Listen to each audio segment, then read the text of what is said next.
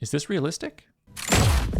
I'm thinking straight up geometry. Like, this is not a wannabe tyrant. This is a person who is going to be a tyrant. You aggressive to me, I'm aggressive to you. And so then I'm going to chase you all the way back home, all the way back to Trantor. I think it's because of their job. This scene made me really worry for, is Gaal a good person? And I think the answer has to be no. Can you use those talents to control a person? Yes. Did you compel me to work with you? I tried not to, but if I'm honest, sometimes it's hard to tell. Okay, Look at that problem? face. The face right at the end, right at that end was that they're like, I'm scared of you. And that is correct. Dawn should be scared of Gaal. There's a couple problems here. The first one is that Gaal is playing games with blurred lines of consent. Like, she's talking with Dawn and convincing him into things, but also if you can just mind control someone, you take away their autonomy. You take away their ability to decide for themselves. And that's a serious violation. So she says that he asks, did you use your powers against me? And she says, I tried not to. What do you mean you tried not to? You did or you didn't? I mean, that's like a I tried not to punch you in the face, but I did. Like, I tried not to do something against your will, like that you didn't want to do, but I did. Like, wait a minute. Gaal's supposed to be the good person here. Like, that's a real dark statement she just made. What is it like? It's like charisma. Somebody's super charismatic. Hey, It's like, did you use your charisma on you? It's like, I can't control it. I'm just so charismatic. that's the second help it. thought.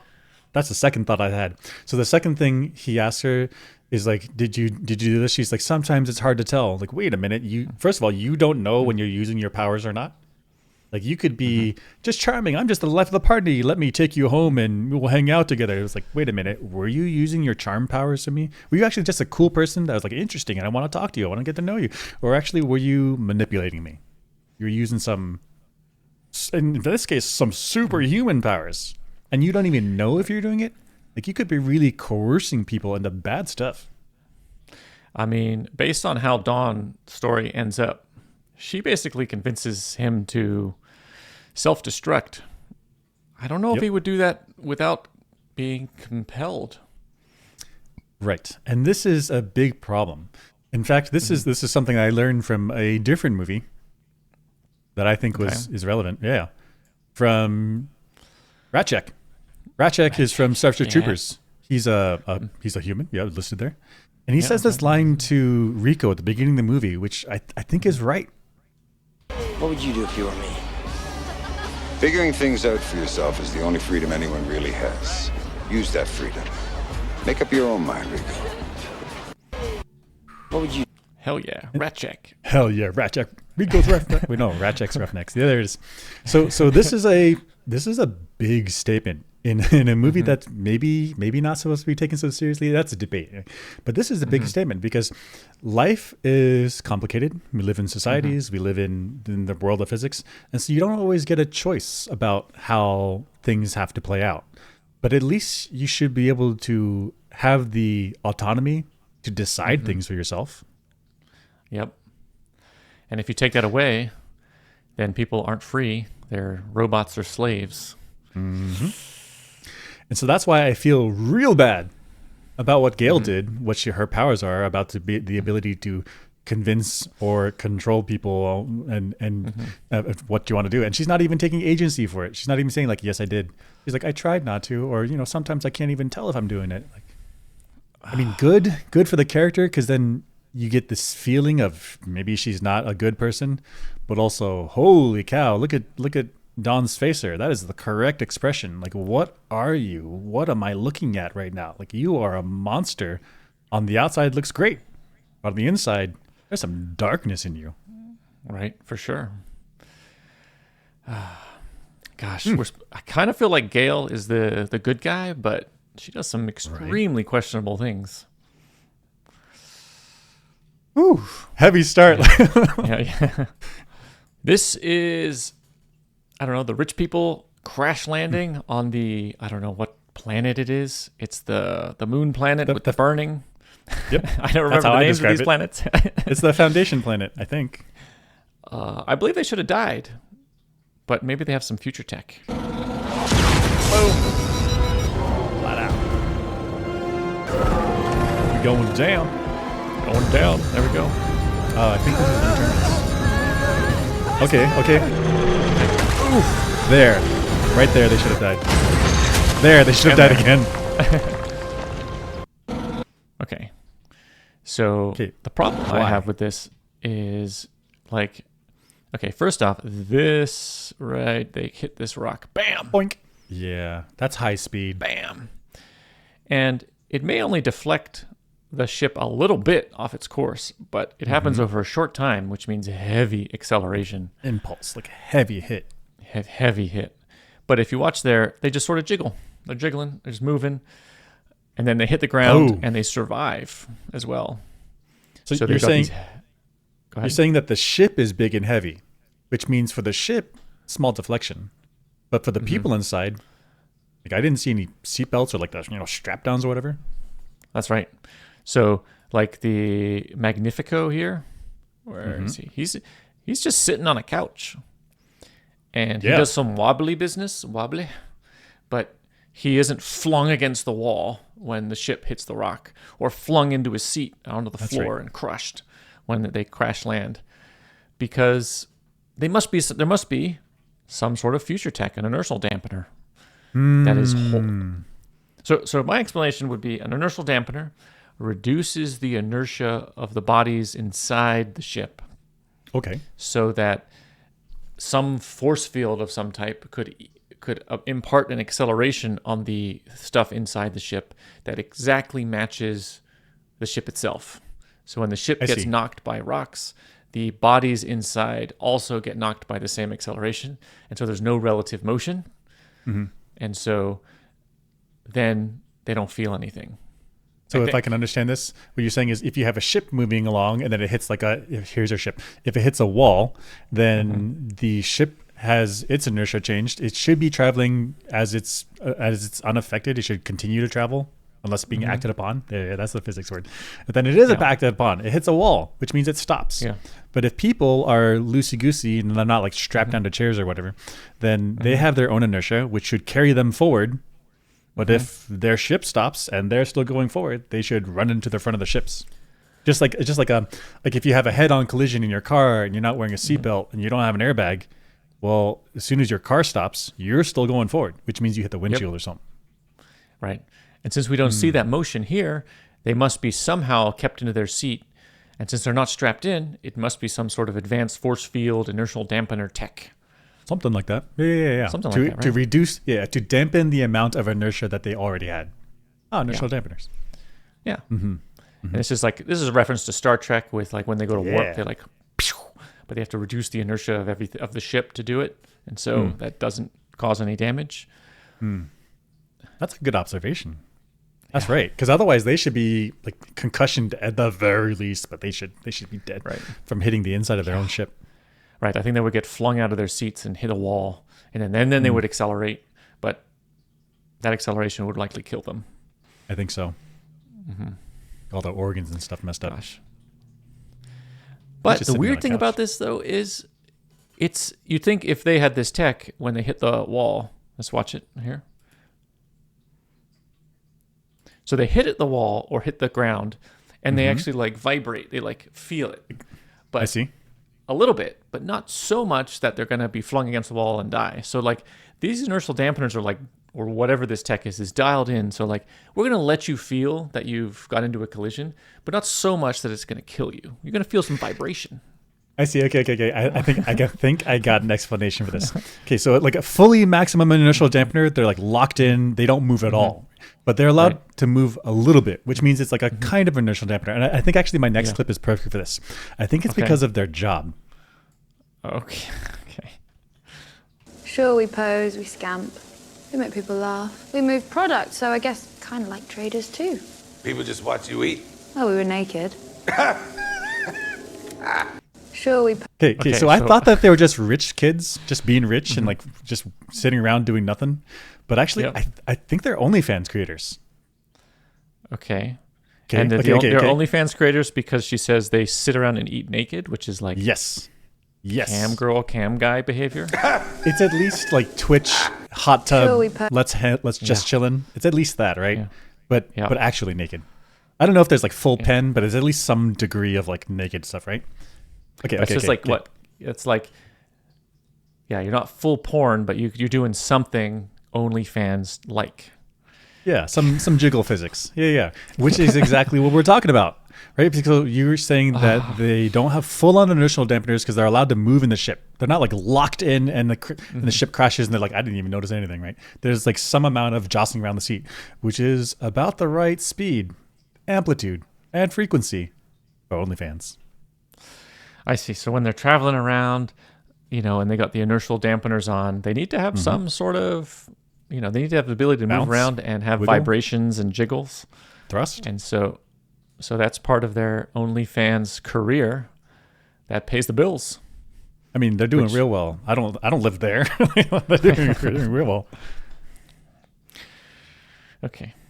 So maybe, for the combat situation, I hope they have a dial on the inertial dampeners or that tech to be like, we need to do this. This needs to be battle mode. Just lock it in. But they didn't have a chance to dial in the settings. So the existence of inertial dampeners also implies the existence of inertial enhancers. That's true. Dial the scale that's down true. to like -11. -11, and they're just flying around the. Well, okay, With the slightest of impulse, you get the greatest acceleration. Just a little twitch, like full thrust. Okay, I feel like that could get dangerous. You want to dial that in. Dangerous, but exciting. Exciting, yeah. for crashes. Gosh, this scene. What is Gaal's plan again? I call for an emergency session and propose an enclosure of Kalgan. The Imperial Armada will surround the planet and starve out the mule. We blackmail Tarisk, he wields his influence, and the vote is mine. You'll have to plant the information yourself. Why me? You're Empire, you've got bioscan access to the council residences. I'll be in your ear the whole way and I'll be with you at the vote. We'll rendezvous back at the beggars afterwards. Security won't flag you? Officially, I've been dead for centuries. Any camera that sees me won't find me in a database. And any person who sees me will forget they ever did. I call... Okay. That was complicated. Okay, there's also 3 components to this plan. One is the plan that Gaal actually has. Mm-hmm. Then there's the plan she's presenting to Dawn. Mm-hmm. And then there's the plan that Dawn thinks he's executing. Okay, the 3 levels. Right. Okay. Okay, so let's start with Gaal's plan, like her actual plan. Her actual plan. Go ahead. Mm-hmm. Wait, let's do that last because that's like the real one. Okay. Okay. So the team. So the most innocent one is Dawn. Mm-hmm. Dawn's plan is to go down to the Galactic Senate, effectively. Yep. The Galactic Senate, and he's going to blackmail one senator who has a lot of political pull. So he's going to blackmail that one senator to get the rest of the senators to be like, go ahead, do your enclosure, do your military action. Right. And so he thinks that doing that enclosure, the military action, the enclosure, will get the mule to be like, all right, good point. You got big ships. I'm a back down. Right. And Dawn thinks Gaal and their motivations are aligned. That the Foundation wants to stop the mule and Empire wants to stop the mule. So they're in line. So they're helping each other out. Yeah. So he's trying to stop the mule. That's why he's doing this whole thing. He needs to blackmail the senator so he can get the permission to take out the mule. Agreed. Okay. All right. And then Gaal is presenting that to Dawn. That, our interests align, so let's work together to stop the mule and everything will be good. Exactly. Okay. So I think that's right. That's but then 2. Gaal has a secret plan. A surprising which one. is present to Dawn an alignment of interests. Yep. So that Dawn commits his forces to Kalgan. Yep. And then she knows that the mule will defeat Empire. Yep. Which will then at the battle. Weaken, which will then weaken Empire and make the mule turn and attack the Empire first, which will then weaken both the mule and Empire, and then Foundation can mop up. Is that right? I think that's actually right. It's something like she's egging, Gaal, is egging Dawn into attacking the mule, being aggressive. And she's expecting the mule to be like, you aggressive to me, I'm aggressive to you. And so then I'm going to chase you all the way back home, all the way back to Trantor. Yep. And then at Trantor is where she's like, that's my real goal. I want to get the mule on Trantor. I'm going to attack him there. Yeah, I think that's right. Okay. I think I understand. I just had to go over that once. Oh yeah, it was twisty. Yeah. When I was watching this, I had to pause it and like replay it. Like, what is going on here? Right. And freaking Dawn is every step of the way. I'm like, Dawn, what are you doing? What are you doing? Like, this is not. You're working with the Foundation, or you think it's the Foundation. She's also Second Foundation. Mm-hmm. Like, these are your enemy. What are you doing? Yep. Politically savvy. Sometimes. That's this Dawn. Yeah. So on this planet, they see this person, they interact with her, but I want to know what happened. What happened to this person? They're walking off the ship. Person, you got some type of scanner. Turn green. Shows off the green. Nod. Dawn, this is Zara. Second Foundation. Yeah, enough. Okay, so I was like, is this a trainee or is someone new? Because they're getting their job like monitored, and that's what I do when I have someone new, and I'm trying to make sure that they're get up and running, make sure they're not making too many mistakes, but also a little bit of wiggle room, but also I'm monitoring to make sure that they're doing right. And so like everything she does is checked, and all she does, I mean, at the end of the day, they deliver the gun, walk away. She doesn't have anything to do besides deliver the gun and walk away. And so I thought maybe she's a trainee. Maybe that's why they're monitoring her. But Gaal knows her name. She's like, this is Zara, which tells me that she's not new. Because otherwise she'd be like, Gaal would be reading her name tag or something, or like, thanks, new person, you joined the team. Welcome to have her. No, she knows the name. So Gaal knows the name. His name is Zara. So I think she's an existing like person in the Foundation too. Okay. But then her job is like, give the gun, walk away. Don't listen to them. Don't help them with logistics when they're on planet side. Like, just give the gun and walk away. Okay, so what you're saying is this person, Zara, is so incompetent, nobody trusts her, that they give her the simplest job. Right. And even for the simplest job, they're like, we need verification. So like, even for this gun thing, instead of scanner guy, her communicating the gun status to the other people, she actually has to physically show it to them. Otherwise, they'll be like, she could be wrong. Right. It's like, if they trusted her, then it glows green. She sees it's green. She looks over at the guy. She nods, and then we're all good. Like, he says, you nod. Okay, I believe you. You can read the thing that is green. But instead, she has to like turn it around and be like, see, look here. I confirm that is green. Like, I nodded and showed you. So what happened? What happened in her career where they're like it's not good enough. You just nod. Like, we know. Turn it around and prove to me that it's actually green. Was there some time when she's like, red, green, and then they're like, no, this caused a problem in the past, you got to show us from now on? Gosh, yeah, what happened? Because it can't be like a full array of colors. It's like probably a red or a green. If it's red, you give a head shake. Nope. And if it's green, you give a head nod. Yes, green, good. And she's like, I can't even do that. Like, I fucked it up. I mean, she may believe in herself, but someone higher up is like, no. Like, here's your rules. Scan it, turns green, nod, show us, like, prove it to us. And maybe there was a time where she like stuck around. She stayed around, and it was like, so what you guys doing later? You guys want to hang out? They're like, no. Deliver the gun, walk away. That is your job now. This is your like very carefully defined. This is what you got to do. Well, she's like had to deliver guns in the past, and they're like, "Where's the gun?" She's like, "I don't know." Whoops. Like, no. Your job is carefully defined. You deliver the gun. You'll walk away. You don't hang out. Just do the thing. Don't talk. Don't do anything. If you make a move, it should be verified by your other team members, by everyone around you that's above you. They need to confirm that it's a green light, because your eyes, we don't trust you. We don't trust you to complete the task. Brutal. What happened in our career? Second Foundation struggling for people. They're keeping these people around. I can't even trust them. It's like the maximum micromanagement possible. Right. Gosh, she could not be an independent fighter. No way. Nope.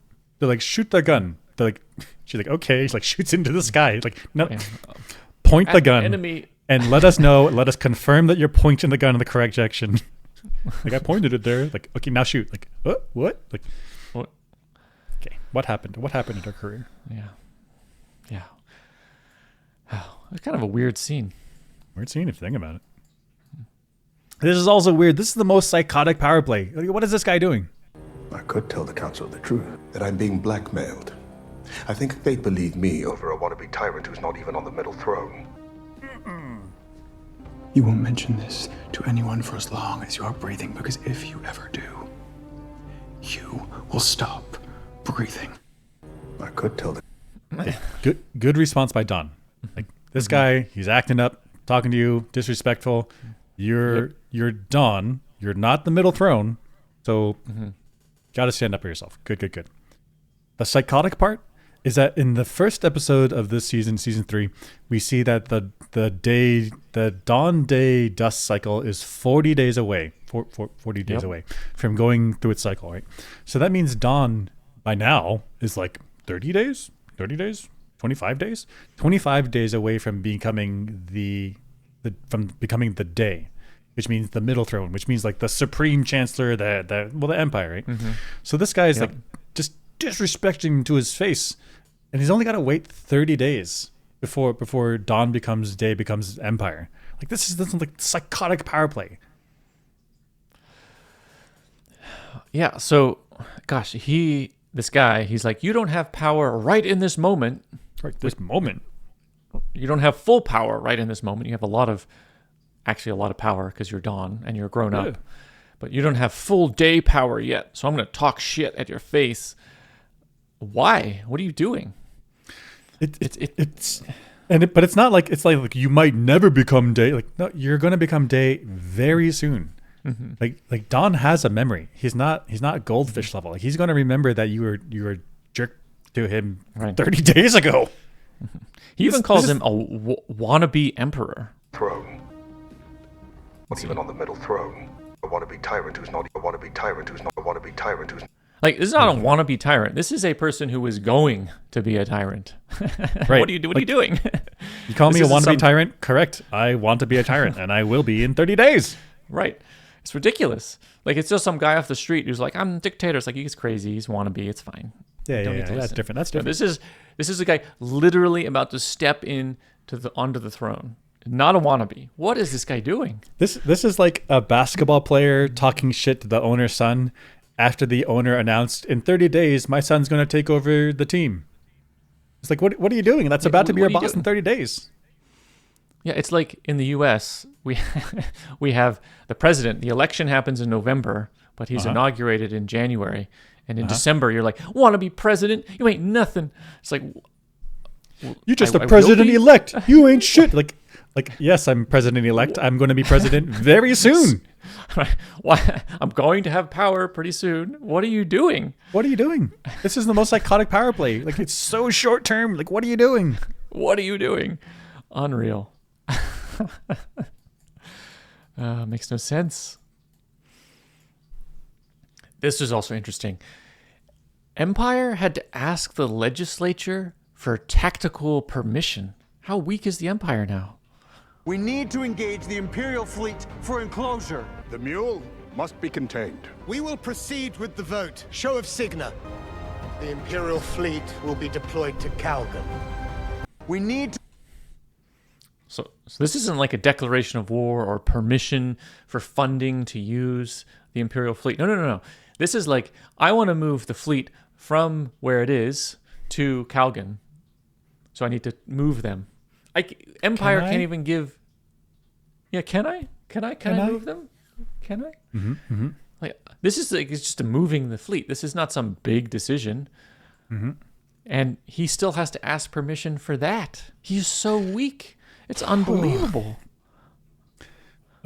Okay, so I have a couple of thoughts on this. It's one is maybe that's actually why that senator was talking shit, because maybe the Empire isn't that strong.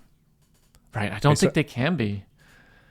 If there was an issue, I think they said it. It's like enclosures are illegal after the day from the season 2.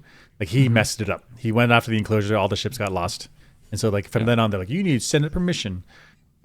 But the problem with that is if you're going to enclose the mule cannot be allowed to know about it beforehand. Like maybe this is how the mule knew about the enclosure was coming. Because Dawn had to be like, please, can I move the ships? Please, can I move them around? And then somebody in the room's like, hey, mule, like they're like texting. Like, hey, mule, shit's going down. Please get out.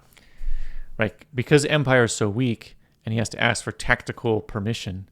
But that means he's got to do like politics within the Senate to get the votes and lobby and do all the things, which means all the staff members know about these decisions, which means there's lots of leaks going out. It's very hard to keep your information secure. And maybe that's how the mule knew about the attack.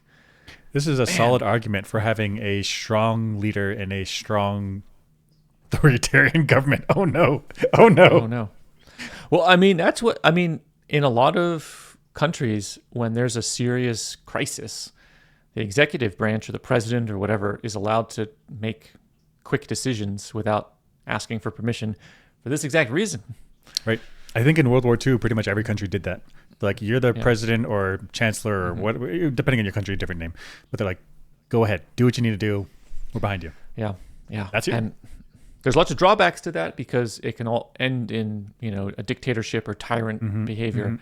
But we haven't really solved that problem yet because you can't be running around asking for permission when like tactics and like logistics and all that stuff needs to happen now. It can't be waffling and asking. It needs to happen now, and it needs to be secret. Yeah. So, man, Empire, meaning the Emperor and the Empire like political body is just weak, in decline, ready to collapse. Also, what was the mule's plan? Again, let's go over it. What's the mule's plan? Evil laugh. Your ships have come for me. But where am I? I am Kalgan, cowering, stunned face as your ships twinkle overhead. You thought you could enclose me. We left Kalgan right before your fleet jumped through the Gold Horse Gate. It is my gate now, but I left you a welcome gift. Got him. Cool gatekeeping, bro. Okay. Besides the mule's plan to just do all the epic shit talk he wants, because it seems he really enjoys that. It's like when his plan is being executed flawlessly, he likes to get on comms and just like shit talk people before their defeat. Well, F you, yeah. Let's do that thing. Yeah, but that's part of the plan. But so if I can think of his plan was he got the information about the Kalgan, I don't know what you would call it, siege? Yep. The enclosure. Yeah. The enclosure. So he leaves. And then when the Imperial fleet comes in, he knocks out that gate that he captured, which means the Imperial fleet can no longer leave Kalgan. Now they're stuck. Yep. And that means the Imperial fleet has been completely neutralized. On top of that, he's going to destroy the whole planet. Honestly, I think that destroying the jump gate is pretty much a death sentence. Because without the spacers to guide the ships around, everyone on those ships are stuck there until they can build a new one. And that thing is big and complicated. That's going to take like a generation to do it. Right. I guess if the ships get stuck on Kalgan and he doesn't the mule does not destroy Kalgan, all the people on those ships are like, well, I guess we're in the Kalgan system now. So let's land on this planet and just live life. Get to farming, like, right? Right? Yeah. What are we going to do? We can't leave. Like, it's going to take hundreds of years for like any Imperial ships to get here without a jump in tech. So we're stuck. Yep. So we just But then stay. The mule's plan is to not just trap him, but to actually destroy Kalgan. Like, right. Not even destroy the fleet. He destroys the entire planet and the billions of people on it. Like, So what is this? What is okay? I get it because you have dealt damage to your enemy, I guess. Yeah. But what is the long-term plan out of this?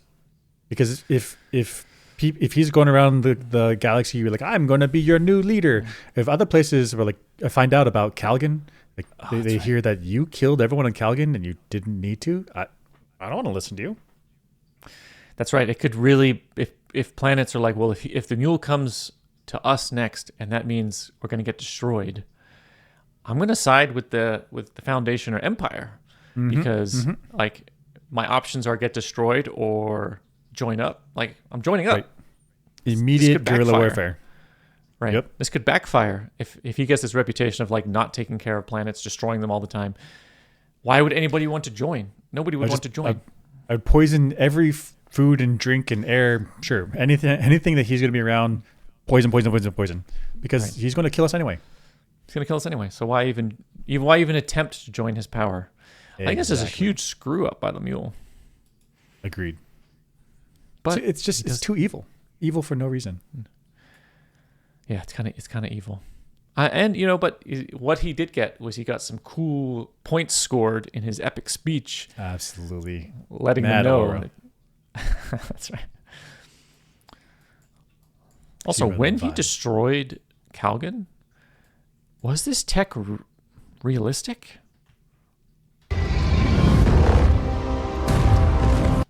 Okay, so somehow this is the jump gate.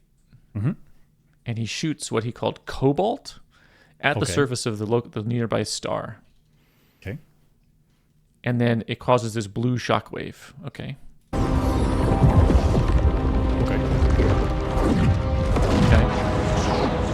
And then, like some type of blue prominence. Yeah. What is it? A coronal mass ejection solar flare, but like a dense one, with like a huge number of particles. Not just like it's just huge. Not wispy stuff. It's like full plasma. Right, which destroys the gate. Okay.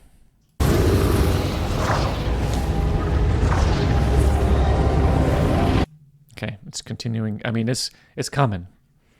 She coming. And then we wait. Like I don't know how fast this thing is moving, but I don't think coronal mass ejections move very fast. I think they take days to get from the sun to the Earth. Yep.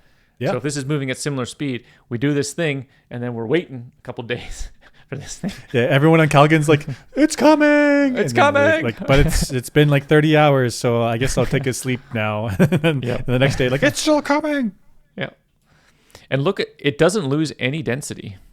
It's still like hyper-focused. Oh, it's like tight beam plasma shot. Right. Which... Plasma, it's an ionized gas, so it's a bunch of charged particles in gas form, which if there's no outside container, which could be an atmosphere with pressure or an actual physical container holding it in, as it leaves the star, it's going to spread out, right? Right. You got a bunch of positive on the outside of a star. You got a bunch of positive hydrogens. You got a bunch of positive hydrogens. They're like charges, so they should repel. This thing should be spreading out. Yeah.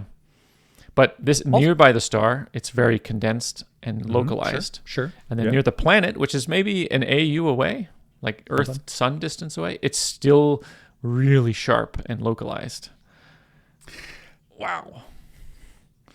So along those same lines, it's if something is, I don't know, a centimeter cubed or like an inch, so what am I doing? An inch squared at this distance away, as it travels farther and farther away, if it's that same angle, then it spreads out. So we're also not even just seeing the spread out from this planet being far away. Like it stays tight. It stays focused all the way. This is some like Covenant plasma weapon something going on. Right, so there's no dispersion due to the effects of the gas, just having random directions of motion of the particles inside. Or that. 3 reasons why this is weird. Wait, so I don't understand. You're saying, what was the reason you were saying? Because of the planet? I don't understand. So I was thinking. I'm thinking straight up geometry. So if I have the sun in the middle and then I have a planet far away, if I shoot something out that has like a 1 degree spread, so pretty tight, 1 degree. But if I have the distance from the star to the planet is very far away, that 1 degree over that distance ends up being very washed out, very spread out. I see what you're saying. So in the vectors of all the particles in the plasma have to be like extremely directed at the planet. Extremely focused, extremely parallel. If there's any spread, because of geometry, that spread is going to be huge by the time you get to the planet. I see what you're saying. So it's just like a flashlight. Dispersion. Yeah, flashlight spreads out. So there's the dispersion due to the fact that it's a gas. Dispersion? Yeah. Yep, yeah. Dispersal. And then there's the geometric effects. So this tech, so when it leaves the sun, it is in such... This state looks chaotic, but it's not. Somehow, it's able to, for 1 AU, 90 million miles of travel, it's going to stay tight. Yep. Which means, okay, so the vectors of the particles are directed forward without any spread. Also, there must be some kind of like, they're charged particles. Maybe moving they're charged, through space. So they should be repelling each other. Maybe it's the particles are moving in such a way to create a self-confining field that keeps them nice and tight. Oh my gosh. I don't know if that's possible.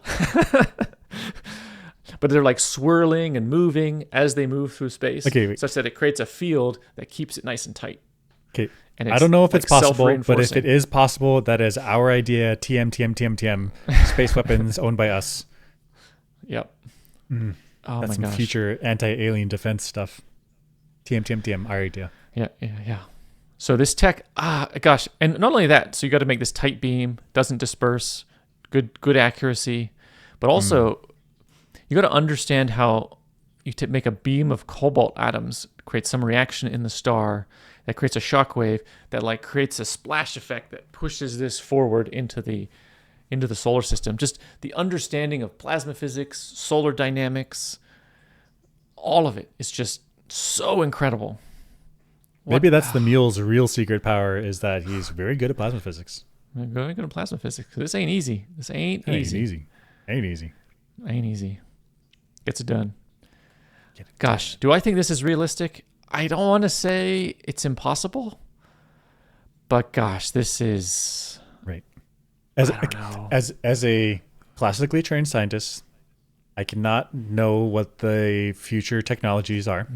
So maybe in the future, I mean, it is like 47,000 years or 45,000 years into the future. So maybe they've got technology. I don't know, maybe. However, as a current day scientist with our knowledge and skills and technology, no. I don't think so. Right. Incredible weapon. Oh, maybe. I don't know. That's the future. Then at the end, the powerful senator who was blackmailed, shoots the airlock, and there's a sudden decompression. Is this realistic? Whoa. He flinched. So I want to say this is pretty realistic. He shoots, there's some kind of reaction, there's an explosion, blows out the door. And so now the gas is rushing out the door. And he gets flung by the gas forward, gets pushed.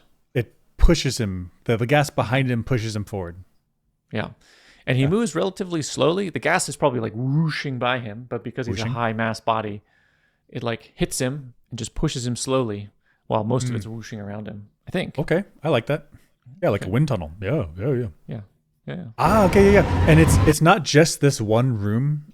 It's I think if I remember, Dawn says open. it's like the inner door is also open. So this is not just the gas from this room. This is like from the hallways and from the rest of the ship that's also getting pulled out, and it's pushing him forward with it. Right, because I think if it was just this room, it would be like a instant gas is out. Very quick. Yeah. But we've asked to pull the gas from like a big volume of the ship, and it's got turned corners and whoosh around. It's going to take some time to get through to the outside, I think. Right, and just like if you have a breeze coming from your windows through your room, if you close the door so that it's like barely open, you get the concentration of the wind, so that it's like really focused, really strong.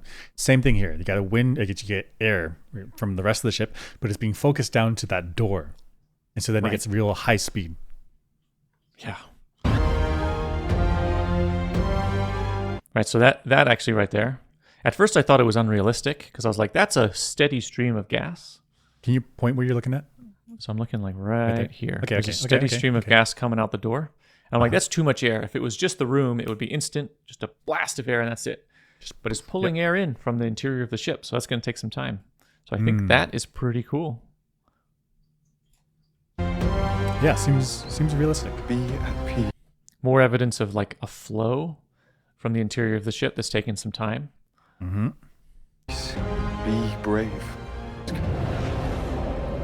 Dawn. I pray I Little see bitch. you again. Pulled out. Okay.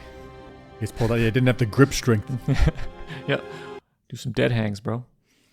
Okay. What are these these flecks here? What are these? So I think that's water. And I think that's realistic in the sense of when you go, if you have water vapor in the air, okay, and you go from atmospheric pressure-ish to zero pressure, which is the space, yeah, then you're moving on the water phase diagram from a vapor to solid ice. Okay. And so when they lose pressure, the water wants to solidify. So this phase diagram is like combinations of pressure, temperature, and the third one, which is...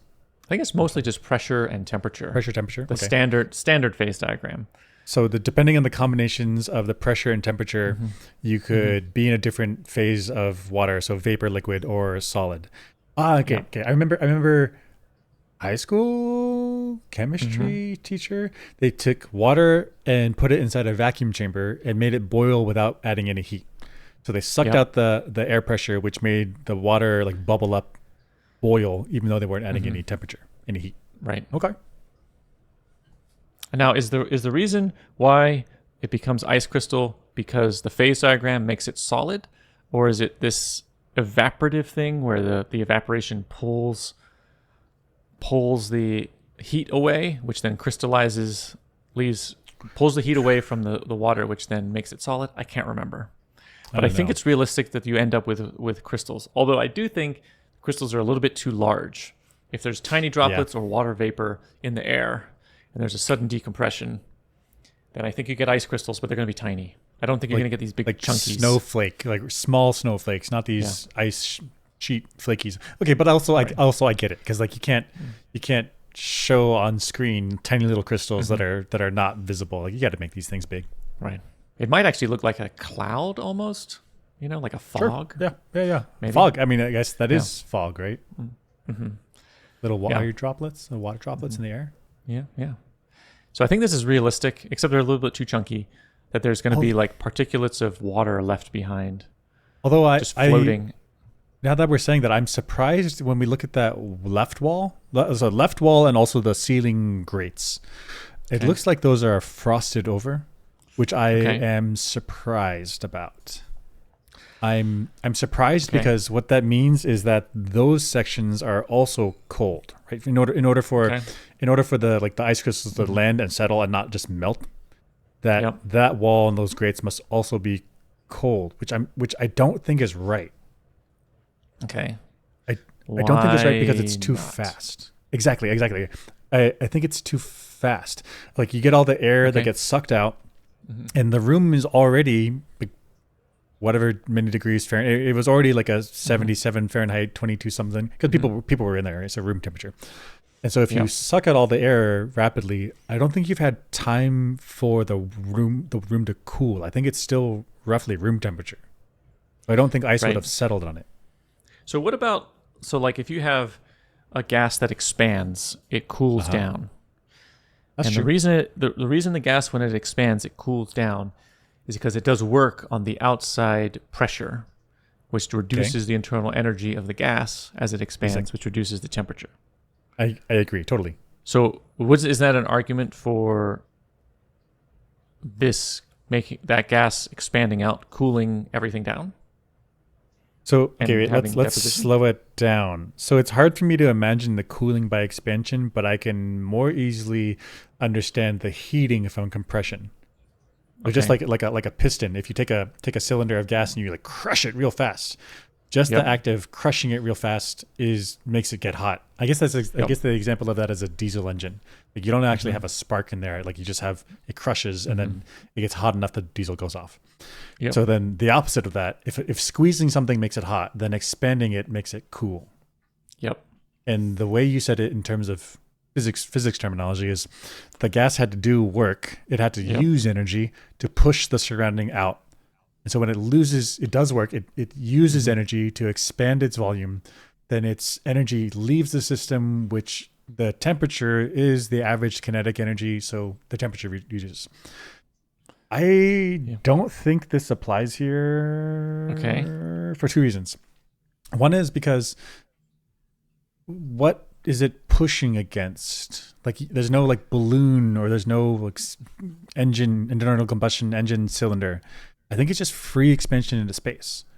And so if there's no membrane, there's no wall, there's no balloon to push against, then the gas particles can just leave. Like, they don't have to do any work. They don't have to spend any energy to expand.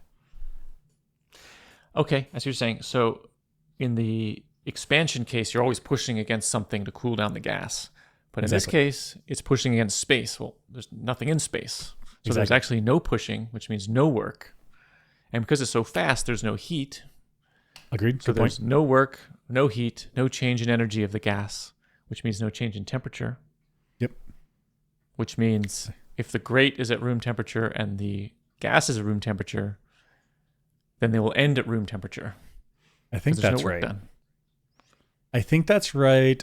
Although I'm not sure.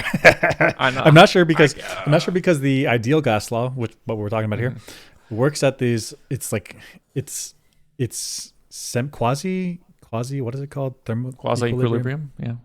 Yeah, exactly. Yeah. So you can change states from different pressures, different temperatures, different volumes, but you have to do it real slow so that that the system is pretty much in equilibrium, quasi equilibrium. It is changing, but it's so slow that we can apply the equation at every step along the way. For these explosive stuff, I think the equation it may not apply at all.